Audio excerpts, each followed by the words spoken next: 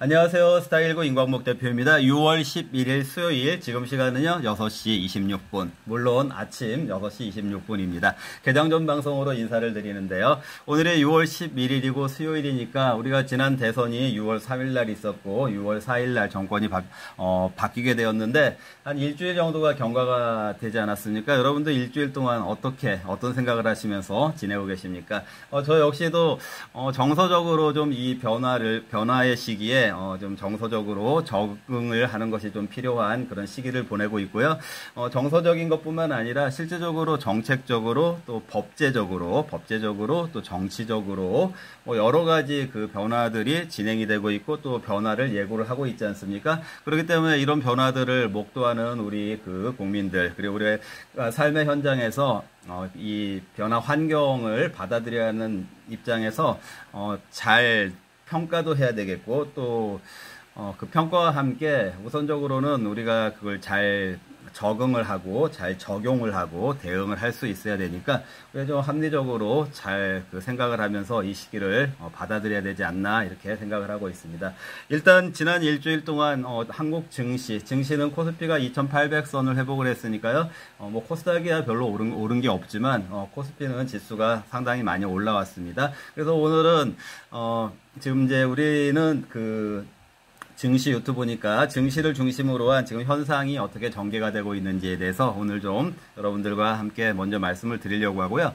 증시는 주식이 오르든 떨어지든 항상 어렵지 않습니까? 그래서 그 현상과 함께 또 앞으로 전개될 다음 단계의 상황들은 어떻게 될 것인지에 대해서도 가늠을 해봐야 되기 때문에 그 단서가 될 만한 것들, 단서가 될 만한 요소들을 가지고 제가 하나씩 좀 짚어드리는 시간을 가져보도록 하겠습니다.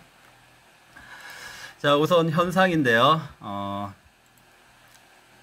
제가 현상의 내용으로는 몇 가지를 좀 정해봤어요. 그 정한 내용을 가지고 여러분들께 설명을 드려보도록 하겠습니다. 자, 우선 미국 증시 반등에 대해서 먼저 말씀을 드릴게요. 미국 증시 반등은 우리나라하고는 상관이 없잖아요. 사실은요. 미국 주식이 반등한 거니까 우리나라의 그 대선 결과하고는 전혀 상관이 없는 거잖아요. 자, 근데 미국 증시도 많이 반등했어요. 한국만 오른 게 아니고 미국 증시가 많이 올랐어요. 그렇기 때문에 이제 우리가 한국 증시 역시 허니문이라는 이름으로, 정권 교체의 허니문이라는 이름으로, 또 어떤 기대감이라는 이름으로, 또 어떤 그 계엄 정국 이후에 어떤 변화에 대한 그런 그 기대감으로 인해서 지금 코스피가 2800선까지 회복이 된 상태인데, 만약에 이 사이에 미국 증시가 반등을 못했다라면은 과연 한국만 올라갈 수 있었을까? 이런 부분들이 있으니까 일단 제가 첫 번째로 미국 증시도 같이 올랐다, 이 부분을 말씀을 드리는 거고요. 자, 미국 증시가 많이 올라오다 보니까 지금 미국 증시가 S&P 500 기준으로 6,000선까지 올라온 상태인데, 6,000선 위에 6,100 올라가면 그 작년 연말 올해 초까지 해서 형성됐던 그 전고점이라는 게 딱 막강하게 지탱을 하고 있지 않습니까? 그래서 지금 위치에서 어떻게 그 미국 증시가 앞으로 어떤 흐름을 보일 것인지, 자, 그것도 예측을 해야 되겠지만, 우선은 지금 미국이 S&P 500이 6,000선까지 반등을 했다라는 의미는 일단은 그 트럼프 관세 지난 3월 말부터 4월 달까지 진행이 되었던 트럼프 관세로 인한 그 주가 폭락의 국면은 완전히 벗어났다, 이렇게 해석이 되겠죠. 결국에는 그때 그 트럼프 폭락이라는 거는 실체가 별로 없는 폭락이었구나, 그냥 그 태풍이 지나가는 하나의 그런 과정이었구나, 이렇게 해석이 되는 거죠. 왜냐면은 지금 트럼프 관세가 실제적으로 그 협상이 진행이 되고 있는 거지 변화가 크게 없잖아요. 협상이 진행되고 있고, 그런 기대감 또는 그런 우려감으로 인해서 그렇게 증시가 출렁였는데, 숫자적으로 봤을 때 지금 S&P 500이 6,000선을 회복한 위치에서 봤을 때는 트럼프 그 폭탄으로 인한 증시 폭락은 다 벗어났구나, 이렇게 해석이 되겠죠. 이제 물론 다시 그게 어떤 그 계기를 가지고 또 다시 변동성이 나타날 수도 있고 나타나지 않을 수도 있고. 자, 근데 지금 확실한 거는 S&P 500을 기준으로 봤을 때 지금 6천선 위로 올라가면은 6100이라고 하는 전고점에 큰 저항이 있다. 그 위치에서 뚫을 것인가 아니면은 다시 변동성이 발생할 것인가, 이걸 지금 결정을 해야 되는, 이거를 이제 앞으로 그 경로에 있어서 이게 이제 그 어떻게 진행이 될 것인지를 우리가 일단은 예측을 해야 되는 그 지점에 있다라는 것이고요. 자, 그리고 이제 제가 또 그 여러분들께 좀 공언을 했던 것 중에 한 가지, 했던 것 중에 한 가지가 원달러 환율이죠. 원달러 환율 1차적으로는 1480원일 때, 1480원일 때 뭐 1500원, 1600원 막 이렇게, 제가 수압 얘기 말씀드렸었잖아요. 환율 수압 이런 거가 되기 때문에 무슨 그런 금융위기 수준으로 환율이 올라갈 수는 없다. 근데 1480원 이후로 해서 지금 달러 인덱스도 많이 떨어졌지만 원달러 환율도 뭐 지금 1,400원이 붕괴가 됐고, 얼마 전에 제가 1,380원에서 다시 예측을 드렸었죠. 저는 1,300원 초반까지, 1,300원 초반까지 원화 가치가 좀 절상이 될 거다. 원달러 환율이 떨어질 거다. 그게 이제 원화가 절상이 되는 거니까 1,300원 초반까지는 그런 추세를 유지할 거다 말씀을 드렸었는데, 지금 1,350원이에요. 벌써요. 1,350원. 1,380원에서 말씀드린 그 며칠 안 지났는데도 지금 벌써 1,350원까지 환율이 떨어져 있다. 그렇기 때문에 지금 이 부분은 외국인들이 물론 뭐 허니문도 좋고 뭐 미국 증시 반등도 좋은데, 지금 외국인들이 일단은 최근에 주식 많이, 한국 주식 사들이고 있잖아요. 이거 제가 환차익 이런 부분들 원달러 환율에 추세하고 연동하는 부분이 있다라고 말씀을 드렸는데, 어쨌든 지금 그 원달러 환율은 그 방향으로 움직이고 있구나. 이것도 여러분들이 다시 한번 리마인드를 하시면 좋을 것 같습니다. 자, 세 번째 키워드 허니문. 자, 허니문이 지금 어쨌거나 정권이 바뀌고 나서 지수가 올랐으니까 뭐 허니문은 진행이 되고 있다. 근데 이 허니문이라는 거는 비단 이재명 정권에서만 나타나는 게 아니고 정권이 바뀔 때마다 나타나는 현상이다. 자, 그럼 이 허니문 현상이 계속 지속될 수 있을 것인가? 언제까지 지속될 것인가? 뭐 일단 그 대통령 프레지던셜 플래지 공약으로 봤을 때는 5천 얘기했으니까 그 기대감이 상당히 클 거 아니겠습니까? 그러다 보니까 뭐 증권주들이 먼저 막 반응을 했죠. 지수가 올라간다고 하면은 좀 호황장세가 된다라고 하면 아무래도 이제 증권주들이 좀 매매를 많이 할 수 있게 되니까 수익성이 개선이 될 테니까 증권주들이 이제 반응을 해줬고, 자, 그런데 그게 펀더멘탈하고 또는 지금 현상적으로 나타나고 있는 여러 가지 지표들, 중국, 한국, 미국, 경제지표 좋은 곳이 한 군데도 없어요. 세 나라를 놓고 봤을 때는요. 이런 지표가 이렇게 안 좋은 상황에서 이 허니문이 계속해서 지속될 것인가, 이 부분도 한번 생각을 해봐야 된다. 하지만 지금 현상적으로 허니문이 나타나고 있는 건 맞다. 자, 그럼 이 허니문을 주도한 주도주들은 어떤 주도주들인가?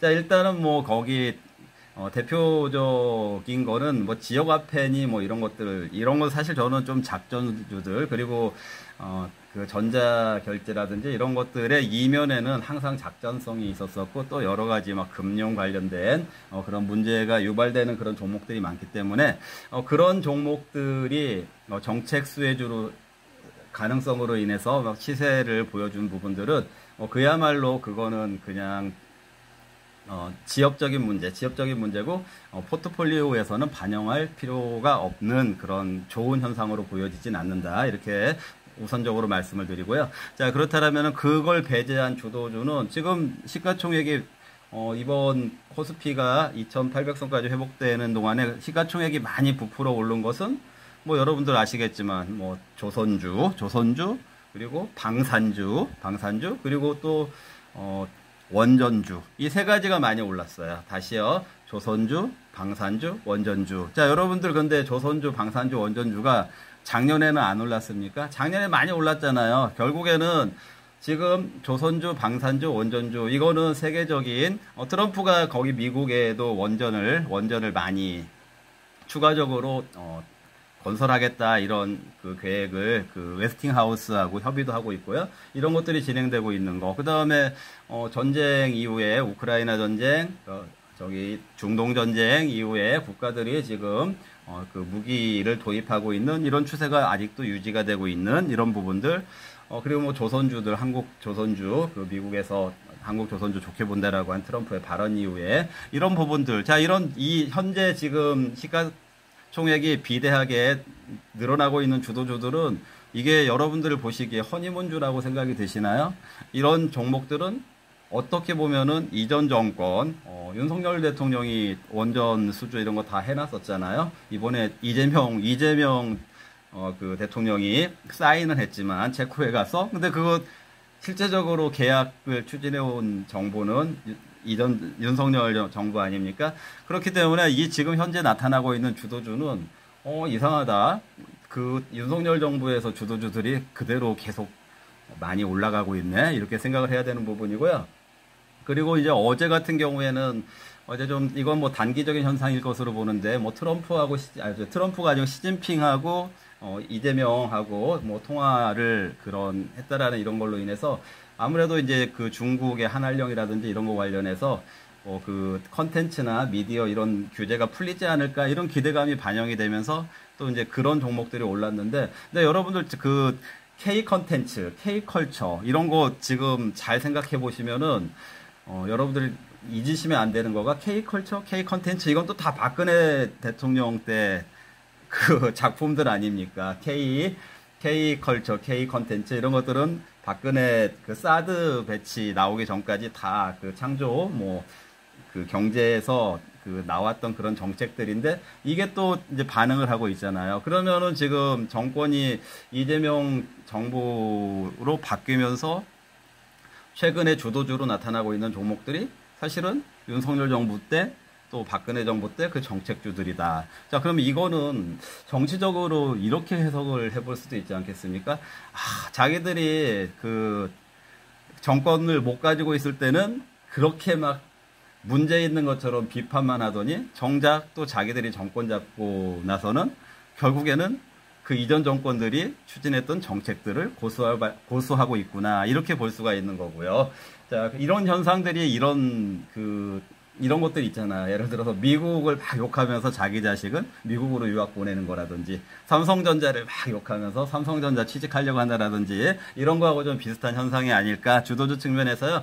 이런 그 시각을 좀 한번 가지고 보시는 게 더 증시의 펀더멘탈 측면에서 여러분들의 그 유리한 관점이 아닐까. 제가 그렇게 생각을 하기 때문에 그렇게 말씀을 드립니다. 자, 지금 현상적으로는 이렇게 나타나고 있는데요. 그러면 이게, 유지가 될 수 있을까? 또 앞으로는 새로운 그 변수는 어떤 변수들이 등장할 수 있을까? 근데 얼마나 유지될 것인가? 앞으로 어떤 일이 발생할까? 이건 미래 영역이기 때문에 우리가 예상만 할 수 있지 정확하게 단정적으로는 알 수가 없지 않습니까? 그렇기 때문에 우리가 좀 단서적으로 활용할 만한 거에 대해서 제가 한번 다시 여러분들께 정리를 해드리도록 하겠습니다. 그래서 이것도 역시 키워드로 미리 좀 만들어 봤으니까 키워드에 따라서 말씀을 드릴게요. 자, 첫 번째 키워드 유럽 증시. 자, 제가 미국 증시 좀 전에 이쪽에서 반등 많이 했다라고 했는데 미국은 미국보다 유일하게 선행하는 증시가 유럽 증시예요. 왜냐면은 유럽은 같은 선진국이고 G7에 대부분 국가들이 있고 그리고 이제 유럽은 미국보다 앞서서 금리 인하를 했었었고 이런 이제 정책 같은 선진국이기 때문에 뭐 유로하고 미국 달러하고 약간의 그런 같은 경쟁 관계, 그 다음에 이 기축통화로서의 글로벌 경제에서 역할 이런 것들이 비슷하잖아요. 물론 이제 미국 경제 구조하고 유럽 경제 구조하고는 좀 그 산업구는 달라요. 예를 들자면은 유럽에는 프랑스 같은 데는 명품 이런 거 위주고, 독일 같은 경우에는 셉 같은 거 여러분들 잘 아시는 셉, ERP요. 이런 회사들이 이제 주도성을 갖고 있잖아요. 그런데 이제 미국은 이제 매그니피센트 세븐 종목들이 주도를 하고 있으니까 그런 산업적인 구조는 기업 주도주의 역할은 조금 다르긴 하지만 전반적으로 거시정책, 같은 선진국 범주 내에서 거시정책은 궤를 비슷하게 가져가기 때문에 사실은 이제 유럽 증시가 최근에 한 2, 3년, 3, 4년 정도는 미국 증시보다 조금 선행하는 그런 역할을 해왔어요. 마치 뭐 한 15년, 6년 전에 우리 한국 증시가 이렇게 인도 증시의 흐름을 보면 우리가 후행적으로 한 6개월 정도 후행적으로 인도 증시가 뭐 최고점을 경신하면 한국 증시도 한 6개월 이후에는 최고점을 경신하더라, 이런 그런 패턴이 있었던 것처럼 지금은 미국 증시하고 유럽 증시에서 유럽 증시가 미국 증시를 좀 그 선행하고 있는 그런 과정 중에 그런 사이클에 있기 때문에, 자, 미국 증시가 이제 반등을 한 부분이 이제 유럽 증시가 최근에 최고가를 경신을 했다. 그렇죠?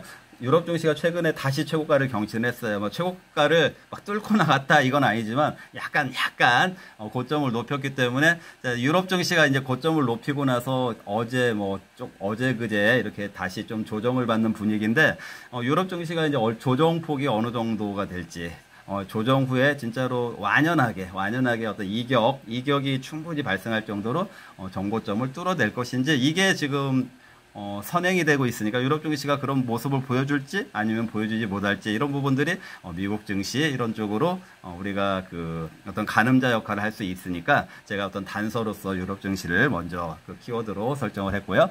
자, 그다음에 중국 증시. 왜 중국 증시는 제가 우리 단서로서 설정을 했냐면은요, 여러분들 이런 생각도 한번 해보셔야 돼요. 여기 특히 허니문 관련해서 우리가 지금 이제 그 이재명 대통령 정권은 이른바 그 좌파 정권이라고 하잖아요. 그리고 또 가장 좀 보수 정권에서 우려를 했던 것들이 좀 전체주의적인 양상을 보여주고 있다. 뭐 대통령 한 사람을 인해서 법을 바꾼다든지, 막 방탄이라든지 이런 게 우리가 한 번도 보지 못했던 것들을 지켜봤잖아요. 최근에 국회 통해서.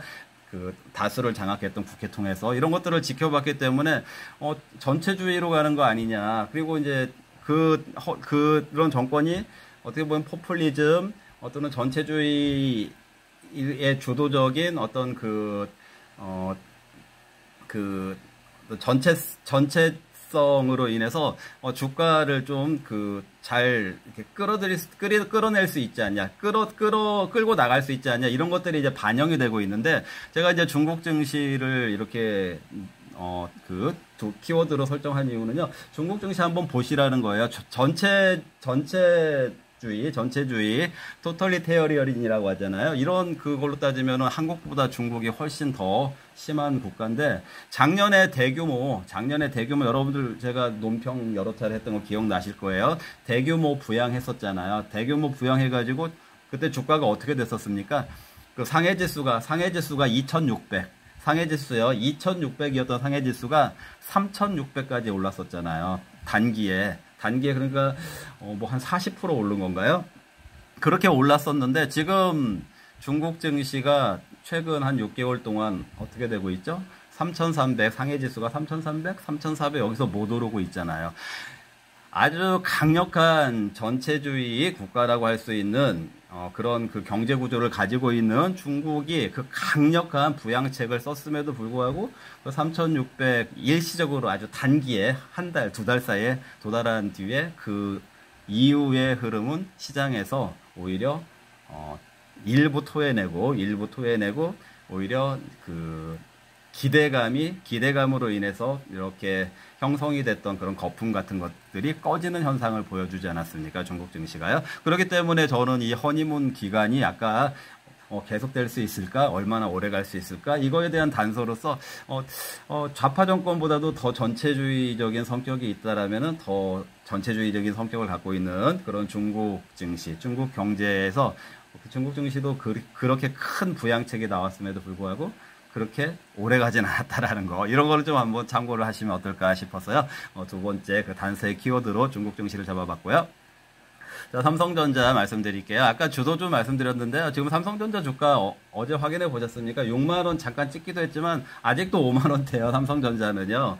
자, 그러면 그리고 삼성전자뿐만 아니라 2차전지 종목들, 뭐 그 다음에 상당히 나쁘지 않은 그 종목들, 우량 종목들 중에도 아직 주가가 반영이 못 되고 있는 종목들, 이런 종목들이 꽤 있죠. 시가총액 상위 종목들 중에요. 자, 그렇다라면은 이번에 그 허니문으로 인해서 올라간 이 코스피 2,800까지 올라온 거는 아까 증권주, 그다음에 방산주, 조선주, 그다음에 그 원전주 이런 것들이 주도를 했는데, 그다음에 일부 뭐 지역화폐라든지 이런 거 관련된 정책주들이 주도를 했는데, 당장에 삼성전자만 보더라도 이게 지금 코스피 2,800하고 맞는 주가야? 이런 생각이 드시지 않겠습니까? LG엔솔 아직 30만 원도 안 되고 있죠. 시가총액 2위 종목이었는데요. 그리고 뭐 시가총액 3사 뭐 현대차 이런 것들도 아직 최근에 과거의 주가에서는 뭐 아직도 30% 뭐 이렇게 하락이 돼 있는 상태, 이런 상황인데, 자, 뭘 말씀을 드리고 싶냐면은요, 만약에 허니문이 더 지속되고 지수가 지금 시장에서 기대하는 것처럼 뭐 3,000 이렇게 올라가려고 하면은요, 삼성전자가 움직이지 않고서는 모두 그렇게 될 수가 없어요. 그렇다면은 만약에 간다라고 하면 삼성전자가 움직이겠구나 이렇게 생각을 해도 된다라는 거죠. 그럼 삼성전자가 계속 못 움직이고 있다라면은 이게 지수가 계속해서 올라가지 못하겠구나 이렇게 또 생각할 수가 있는 거예요. 그래서 여러분들 이제 그 다음 단계의 지수 향방에 대한 하나의 단서로서 삼성전자를 여러분들 나름대로 더 올라갈 수 있을까 아니면 못 올라갈까 이걸 판단해 보자라는 거죠. 그리고 만약에 올라가는 쪽에 지수 충분히 올라갈 수 있을 거야 이렇게 생각된다라면은 그 역할은 삼성전자가 할 수 있을 거니까, 그 삼성전자 그런 측면에서 한번 여러분들이 잘 판단을 해보시기를 제가 권해드립니다. 자, 그리고 단기적으로는 스프레드를 좀 보셔야 돼요. 여러분들이 잠깐 잊고 있는데, 오늘이 수요일, 내일이 목요일, 내일이 지금 12일이니까 6월 둘째 주 목요일이니까 내일이 벌써 동시만기일이에요. 자, 그럼 이런 동시만기일에 최근에 뭐 허니문이라는 이름으로 또 미국 증시가 반등했다라는 트럼프 그 관세 그 폭락 장세를 벗어나고 있다라는 그런 그 흐름 속에서 최근에 또 원달러 환율이 좀 원화가 강세를 보여주는 그런 국면 속에서 아무래도 지금 외국인 수급이 좀 좋아지지 않았습니까? 그러면 외국인들 수급이 단순하게 내일로 다가온 동시만기일 만기 구조 때문에 그렇게 좀 지수를 올린 것은 아닐까. 사실상으로 우리가 한 달 정도 과거로 돌아갔을 때 저는 그때 그 지점에서 제가 분석하잖아요. 그 파생시장 구조요. 수익 구조 봤을 때 외국인 포지션을 봤을 때 상승 쪽을 많이 겨냥을 하고 있었어요. 그런데 이제 가장 최선인 건 상승 쪽. 그런데 차선인 거는 하락 쪽도 있었다. 자, 그런데 이제 여러 가지 정황이 다 복합적으로 작용해서 주가가 움직이게 되는 건데, 지금 뭐 미국이 반등을 했고 그다음 우리 허니문을 맞았으니까 그런 정황들이 맞아떨어짐으로 인해서 최선의 구조를 끌어낼 수 있도록 지금 일단 주가가 움직인 상태잖아요. 자, 그러면은 이게 지속이 되려면은 내일 동시만기일에 스프레드가 어떻게 움직이냐, 그 다음에 얼마만큼의 노로버가 발생을 하냐, 그 다음에 컨텐코가 유지가 되냐, 백어데이션으로 전환되냐, 이런 것들도 한번 동시에 여러분들이 함께 봐야 된다.